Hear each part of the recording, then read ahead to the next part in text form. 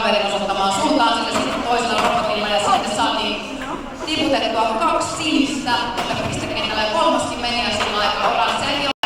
Sitten ollaankin menossa suoraan kentälle, sellaisen jännitys tiivistyy ja sitten vaihtuukin kohta. Nyt vaihtuu kuski ja sitten katsotaan mitä seuraavaksi tapahtuu. Ilmeisesti lähdettiin saman tien liikenteeseen, tiedetään mitä ollaan tekemässä.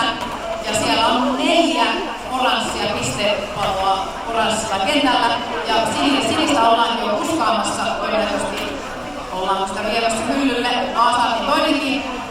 Katsotaan, 1 on hyllyllä. Onko vähän pientä pikkasen vielä? Oi, ja se on. No niin, ja sieltä lähdettiin liikenteeseen. Katsotaan miten käy. Siellä on jo kaupassa pari kappaletta. Toinen lensi oli sen verran vauhdikasta menoa.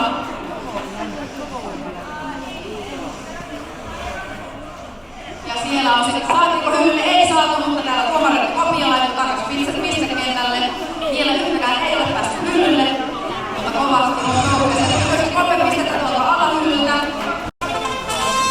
Siellä lähdettiin liikenteeseen. Täällä on sellät sävelet yhteen. Robotti näyttää olikoon unelma niin kuin ennenkin. Saatiin 3 silkkipinnaa. Ja sitten siellä on saatu myös sinisiä sinne 2 sinne kentälle. Ja katsotaan mikä on M8 Starbucksin seuraava suunnitelma.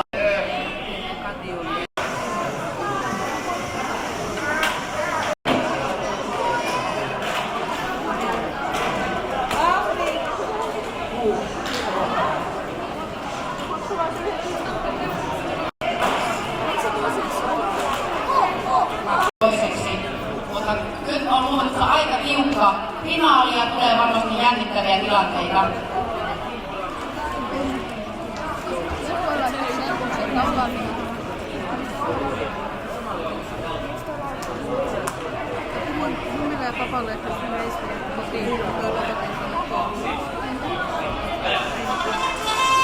Sieltä lähtee Oris ensimmäisenä keräämään sinisiä palluroita robottiin ja samaan aikaan JVJ sieltä laittelee niitä oransseja pistekentälle. Siellä on onnistuttu 3 jo saamaan sitä pistekentälle. Ja Team Oris on onnistunut juuri saamaan 4 sinistä palluraa tuonne robottiinsa ja ei muuta kuin viemään hyllylle. Sieltä valitettavasti tipahtaa kesken kaiken, mutta saatiin yksi sinne hyllylle, saatiin 5 pistettä. Ja siinä vaihtui samaan tiettäjä. Ja toiset 5 pistettä tulee sieltä hyllyltä ja alahyllyltä 3 pistettä. Ja siinä ei muuta kuin vaan tarkoituksena mennä tuonne keinulle. Ja katsotaan miten käy. Nyt on Ani ja se oli siellä. Hienoa siellä. 25 pinnaa tuli sieltä keinulle. Tosi hieno tulos. 10 pistettä tuolta ylähyllyltä ja 3 pistettä alahyllyltä. Ja vielä lisää noista pistekentillä olevista palluroista. Se oli kyllä jännittävä. Nyt mä voin tässä vaiheessa sanoa, että tämä on nyt ainut kerta, kun saa tässä finaalissa pelata. Ja tässä sitten selviää jossain vaiheessa, että kumpi alakoulusarjan joukkueista on sitten se, tai näistä tiimipareista on voittajia. Ja yhteensä pisteitä on kerrottu, katsotaan, odotellaan vähän. Ja tuomarit ovat yhtä mieltä, eli yhteensä pisteitä 43 pistettä. Hienoa, aplodit sille.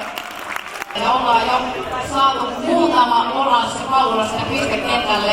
Ja siellä ollaan tarttumassa niistä yhteen. Ja ehkä siinä on... Älä kurpattele liikaa sen. Sieltä lähdettiin varsin suuntaan sitten suoraan sinne oranssille pallurille. Työntääkö kerää ne sieltä hienosti. Ja samoin Team Robotics on onnistunut keräämään sieltä jo 4 oranssia palluraa robotin sisään, joka todennäköisesti ovat sitten suuntaamassa tonne oranssille kentälle. Ja siellä on onnistuttu, Team Parsi on onnistunut saamaan 2 palloa tonne hyllylle, josta on onnistuttu saamaan jo 10 pojoa. Ja samaan aikaan Team Robotics laittaa hyllylle toiset 2, jolloin siellä on jo 20 pistettä sieltä hyllyltä. Ja sieltä tuli toiset 10 ja 3 apua sieltä. Roika sieltä mennään keinulle ja onnistuuko saamaan sen? Toiminnallisuus oli se, mikä tässä ratkaisi. Myös se, että ulkonäkön on hirveästi käytetty energiaa. Sen lisäksi, että se toimii myös kentällä juuri niin kuin pitää. Hyvät pojat. Sitten finaalin voitti alakoulusta Team Orange, johon kuuluu Eero Isotalo, Lauri Helander ja Aapo Hakunen.